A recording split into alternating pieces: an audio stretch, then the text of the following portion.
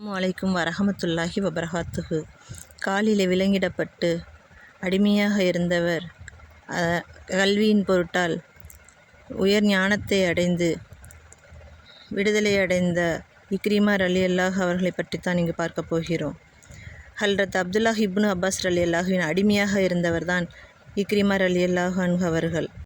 அப்துல்லாஹ் இப்னு Abbas ரலியல்லாஹு அவர்கள் இக்ரிமா ரலியல்லாஹு அவர்களுக்கு குரான், ஹதீஸ், ஷரியத்தினுடைய சட்டத்திட்டங்களை கற்றுக் கொடுப்பதற்காக வேண்டி அவர்களுடைய காலிலே விலங்கை போட்டு மாட்டி வைத்திருந்தார்கள். அவர் எங்கும் சுற்றித் திரியக்கூடாது என்பதற்காக வேண்டி.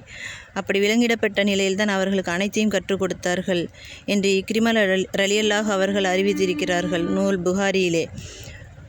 விலங்கு போடப்பட்டு கல்வியை கற்றுக்கொண்ட இக்ரிமா ரலியல்லாஹு தான் பிற்காலத்திலே அறிஞர் இக்ரிமா ரலியல்லாஹு அன்ஹுவாக உயர்ந்தார்கள். மேலும் பஹ்ருல் உம்மத், ஹிப்ருல் உம்மத் என்ற சிறப்பு பெயர்களால், அதாவது கல்வியின் கடல், உம்மத்தின் பேரறிஞர் என்ற சிறப்பு பட்ட பெயர்களால் அறியப்பட்டார்கள். தாபீன்கள் அனைவர்களிலும் 4 பேர் மிகப்பெரிய நிலையில் இருந்தால் அந்த 4 பேரில் இவரும் ஒருவராக திகழ்ந்தார்கள் என்று இக்ரிமா ரலியல்லாஹு அவர்களை பற்றி கதாதா ரலியல்லாஹு அன்ஹு அவர்கள் குறிப்பிட்டிருக்கிறார்கள்.